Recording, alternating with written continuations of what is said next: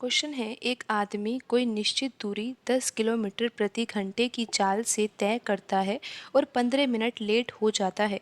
अगर वही दूरी वह 12 किलोमीटर प्रति घंटा की चाल से तय करे तो वह 5 मिनट लेट हो जाता है। तो दूरी ज्ञात करे। तो यहाँ पर प्रश्न में दो स्थिति दी हुई है। एक व्यक्ति है जो कोई निश्चित दूरी को तय करता है। अगर वह 10 किलोमीटर प्रति घंटे की चाल से वह दूरी तय करता है तो वह 15 मिनट लेट हो जाता है। अगर वह अपनी चाल बढ़ा भी लेता है और 10 से 12 भी कर लेता है तो भी वह 5 मिनट लेट हो जाता है। तो हमें यहाँ पर ज्ञात करना है कि दूरी क्या होगी। तो आइए अब हम इस प्रश्न को हल करते हैं। यहाँ पर प्रश्न में दो कंडीशन दी हुई है। पहली कंडीशन में चाल जो है वो 10 किलोमीटर प्रति घंटा है और यहाँ पर समय क्या है 15 मिनट लेट का। और दूसरी कंडीशन क्या है 12 किलोमीटर प्रति घंटा जो ये चाल दी हुई है और उस स्थिति में समय क्या है 5 मिनट लेट का। तो यहाँ पर हम मान लेते हैं कि सही समय क्या होता वहाँ पर पहुँचने का टी मिनट होता। तो पहले स्थिति में समय कितना लग रहा है 15 मिनट लेट हो रहा है ना वह व्यक्ति, यानी कि सही समय पर ना पहुँचकर 15 मिनट लेट पहुँच रहा है, यानी कि 15 मिनट ज़्यादा समय लग रहा है। तो यहाँ पर पहली स्थिति में समय हो जाएगा टी प्लस 15 मिनट। और दूसरी स्थिति में समय कितना होगा, इसमें दिया हुआ है कि वह 5 मिनट लेट होता है।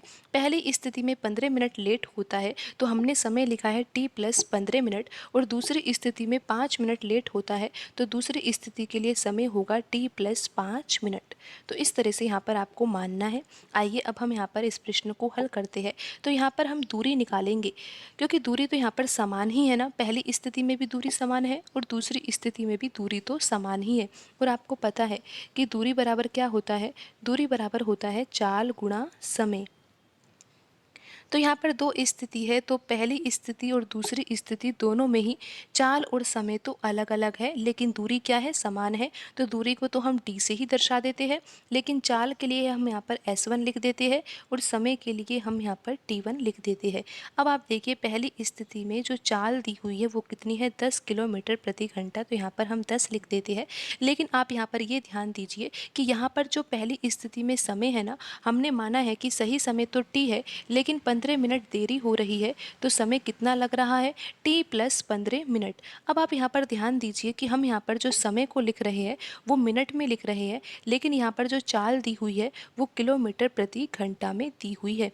अब हमें क्या करना होगा, इस चाल को ही, जो चाल यहाँ पर किलोमीटर प्रति घंटा में दी हुई है ना, इसको हम किलोमीटर प्रति मिनट में चेंज कर सकते हैं। और कैसे कर सकते हैं, अगर हम यहाँ पर जो ये घंटा दिया हुआ है ना, इस घंटे में हम 60 का गुणा कर देंगे तो ये किस में चेंज हो जाएगी, मिनट में चेंज हो जाएगी। अब आप यहाँ पर ध्यान दीजिए किलोमीटर प्रति घंटा जब हम लिखते हैं तो बट्टे में घंटा आ रहा है ना, और घंटे को ही तो मिनट में चेंज किया जा रहा है। तो यहाँ पर बट्टे में ही हम क्या लिखेंगे 60 लिखेंगे, जिससे कि यहाँ पर जो चाल दी हुई है वो किलोमीटर प्रति घंटे से किस में चेंज हो जाएगी, किलोमीटर प्रति मिनट में। तो यहाँ पर हम बट्टे में अगर 60 लिख देंगे ना, तो अब ये चाल जो है ना वो किलोमीटर प्रति मिनट में है। समय आपको पता है पहली स्थिति में जो समय है वो कितना है 15 मिनट लेट का है। सही समय ना होकर 15 मिनट लेट है तो यहाँ पर हम समय लिखेंगे टी प्लस 15 मिनट। तो इस तरह से आपको यहाँ पर प्रश्न को हल करना है। अब दूसरी स्थिति में हम लिखते हैं कि दूरी तो वही है और यहाँ पर आपको चाल लिखना होगा S2 और यहाँ पर समय लिखना होगा T2 से। तो यहाँ पर आप देखिए चाल कितनी है, चाल यहाँ पर 12 है तो 12 तो हम लिखेंगे, लेकिन वही बात किलोमीटर प्रति घंटे में दी हुई है, किलोमीटर प्रति मिनट में चेंज करेंगे तो हम यहाँ पर 60 से भाग देंगे। मल्टीप्लाई करना होगा हमें समय से। समय आपको पता है कि टी तो यहाँ पर हमने सही समय माना है, लेकिन 5 मिनट लेट वह व्यक्ति पहुँच रहा है तो समय यहाँ पर होगा टी प्लस 5 मिनट। तो यहाँ पर हम इस तरह से लिख लेते हैं। अब आप यहाँ पर समझिए कि ये इक्वेशन फर्स्ट है और यहाँ पर ये इक्वेशन सेकंड है, और दोनों इक्वेशन में हमने दूरी ही निकाली है और दूरी तो यहाँ पर समान है, तो हम दोनों इक्वेशन को बराबर में रख सकते हैं। तो आइए अब हम इसको कैसे हल करेंगे। पहले हम यहाँ पर ये हल कर लेते हैं, क्योंकि यहाँ पर आप देख सकते हो कि ये 10 से 60 कट रहा है और यहाँ पर आ रहा है 1/6, और 12 से भी 60 कट रहा है और यहाँ पर आ रहा है 1/5। तो यहाँ पर अब हम पहली इक्वेशन के बराबर में क्या रख देंगे, दूसरी इक्वेशन। तो पहली इक्वेशन से दूरी क्या है 1/6 और यहाँ पर है टी प्लस 15, ये मिनट है समय में, बराबर क्या है 1/5 दूसरी इक्वेशन से, और यहाँ पर आ जाएगा टी प्लस 5। तो आइए अब हम यहाँ पर इस प्रश्न को हल करते हैं। यहाँ पर आप समझिए कि क्या है 1/6 और यहाँ पर क्या है टी प्लस 15, और बराबर में क्या है 1/5 और यहाँ पर समय कितना है t+5।